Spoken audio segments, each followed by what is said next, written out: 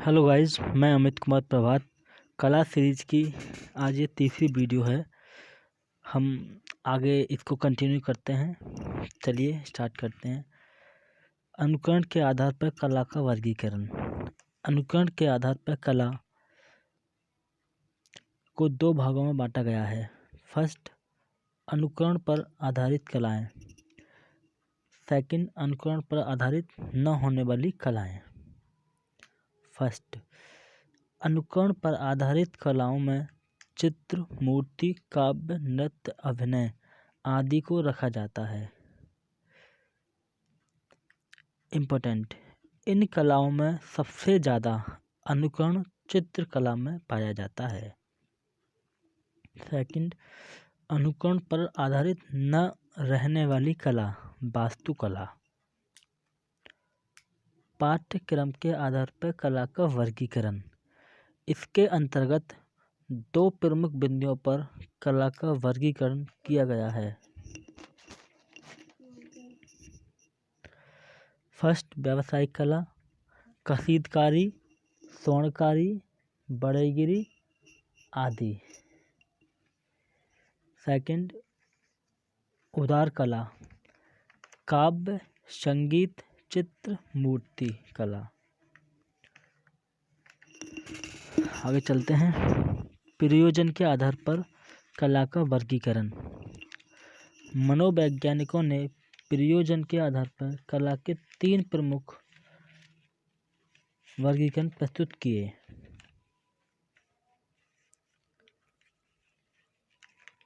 अलंकरणात्मक, अनुकरणात्मक और आत्म अभिव्यंजनात्मक कला। फर्स्ट, अलंकरणात्मक। इसका प्रधान गुण श्रृंगार है। सेकंड, अनुकरणात्मक। इसमें भावों की अभिव्यक्ति ठीक ढंग से की जाती है, जैसे चित्रकला।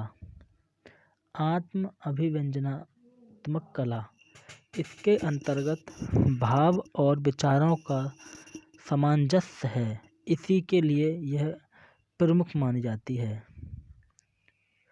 मूर्तता के आधार पर कला का वर्गीकरण।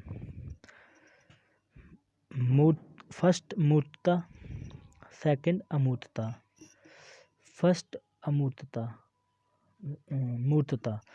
इसका ज्ञान हम अपने नेत्रों द्वारा प्राप्त करते हैं, जैसे चित्र, मूर्ति, वास्तु और अभिनय कला। सेकंड, अमूर्तता। अमूर्तता के अंतर्गत जिन चीज़ों का अनुकरण हम नेत्रों द्वारा न करके आत्मा द्वारा करते हैं, जैसे काव्य, संगीत आदि, इसे अमूर्त कला कहते हैं। गति के आधार पर कला का वर्गीकरण। फर्स्ट, स्थैतिक कला। सेकंड, गत्यात्मक कला। फर्स्ट, स्थैतिक कला। चित्रकला, मूर्तिकला और स्थापत्य कला इसके अंतर्गत आते हैं। सेकंड, गत्यात्मक कला, काव्य, संगीत, नृत्य आदि इसके अंतर्गत आते हैं। कला की अवधारणाएं। यूरोपीय दृष्टिकोण। फर्स्ट और सेकंड, भारतीय दृष्टिकोण। यूरोपीय दृष्टिकोण, यहाँ पर देखा गया है। ये हमारे दार्शनिक हैं: प्लेटो, अरस्तु, Ruskin, Croce, fried, Herbert read, Hegel, Tolstoy, Michael Angelo और लियोनार्डो दा विंची।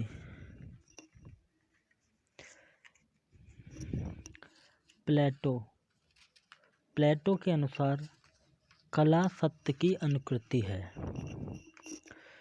यहाँ ध्यान देने वाली बात यह है कि टीजीटी स्टैंडर्ड लेवल के एग्ज़ाम में आपको यहाँ हर लाइन से आपको क्वेश्चन मिलेगा, इसलिए एक एक लाइन को ध्यान से समझें और उसको बार बार अभ्यास करें। जैसे ये अभी मैंने पढ़ा, प्लेटो के अनुसार कला सत्य की अनुकृति है। तो एग्जाम में कई बार इसे पूछा गया है। क्वेश्चन में पूछा जाता है कि कला सत्य की अनुकृति है, ये किसने कहा? तो आपको आंसर देना है प्लेटो। अरस्तु प्लेटो का शिष्य था और इसने 3 प्रमुख ग्रंथों की रचना की जो निम्नवत हैं: भाषा शास्त्र,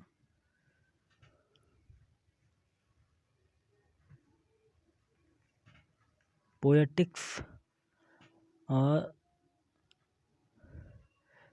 रहेटरिक्स। अरस्तु ने अनुकरण के सिद्धांत का प्रतिपादन किया। अरस्तु के अनुसार कला अनुकरणीय है। यहाँ ध्यान देने वाली बात है कि ये इम्पोर्टेंट क्वेश्चन है। क्वेश्चन पूछा जाता है कि अनुकरण ही कला है, यह सिद्धांत किसने दिया? तो इसका आंसर होगा यहाँ पर अरस्तु। रस्किन, ये ब्रिटिश सौंदर्य शास्त्री हैं। लेखक, समालोचक और कलाकार तीनों गुणों से परिपूर्ण था। रस्किन ने 1846 में रूबेंस की कृतियों पर प्रकाश डालने हेतु अपनी महत्वपूर्ण पुस्तक मॉडर्न पेंटर्स नामक पुस्तक की रचना की थी। रस्किन कहता है, कला एक अभिव्यक्ति है। मानव अपने भावों को कला के द्वारा अभिव्यक्त करता है। प्रत्येक महान कला ईश्वरीय कृति के प्रति मानव के आह्लाद की अभिव्यक्ति है। तो ये लाइन बहुत इंपॉर्टेंट है। प्रत्येक महान कला ईश्वरीय कृति के प्रति मानव के आह्लाद की अभिव्यक्ति है। क्वेश्चन में ये पूछा गया है कई बार, इसलिए ध्यान से समझें।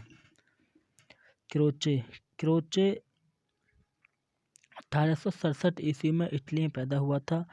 1902 में एक पुस्तक लिखी, एस्थेटिका। क्रोचे के अनुसार कला अंतःप्रज्ञा की वस्तु है। कला बाह्य प्रभाव की अभिव्यक्ति है। हीगेल, कला आदि भौतिक सत्ता को व्यक्त करने का एक माध्यम है। इम्पोर्टेंट है। फ्रायड, कला दमित वासनाओं का उभरा हुआ रूप है। Herbert Read, meaning of art. Collingwood की पुस्तक है प्रिंसिपल ऑफ आर्ट। अभिव्यक्ति का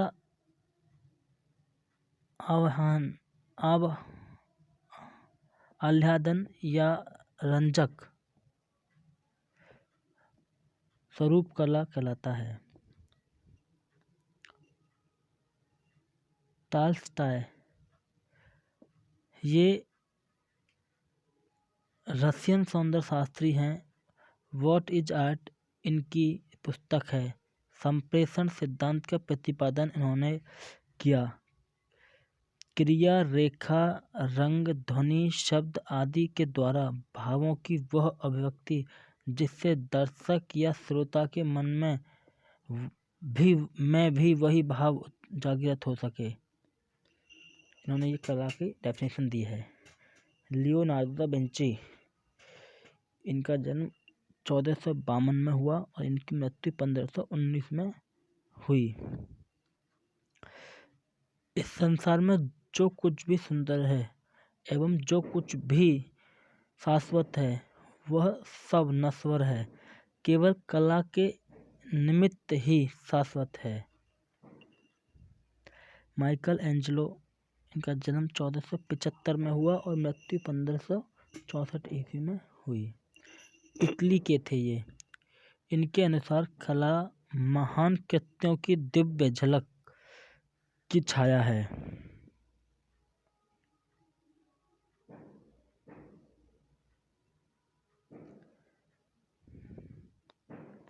रविंद्रनाथ टैगोर, कला में मनुष्य अपने गंभीरतम मनोभावों को व्यक्त करता है।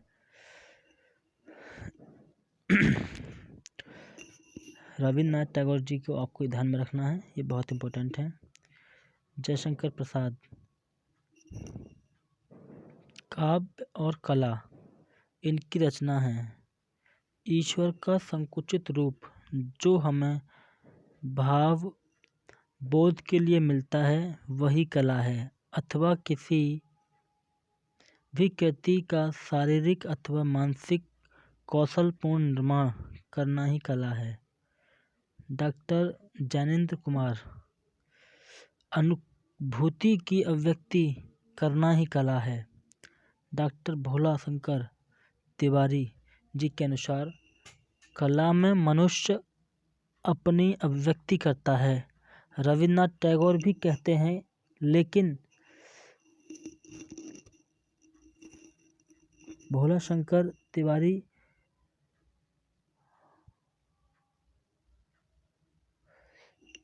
होंगे। अगर ये नहीं है तो रविन्द्रनाथ टैगोर होंगे। आपको ये ध्यान रखना है, इन दोनों ने, रविन्द्रनाथ टैगोर जी ने और डॉक्टर भोला शंकर तिवारी जी ने जो डेफिनेशन दी है वो सिमिलियर है। कला में मनुष्य अपनी अभिव्यक्ति करता है, ये डॉक्टर भोला शंकर तिवारी जी भी कहते हैं और डॉक्टर रविन्द्रनाथ टैगोर जी भी कहते हैं। मैथिली शरण गुप्त के अनुसार कला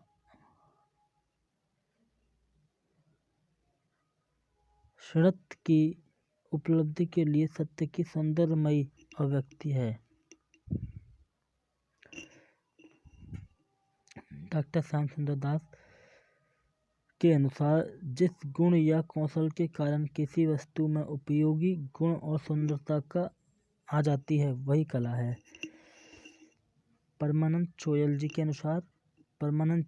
अनुसार कला मनुष्य को अभिव्यक्ति देती है।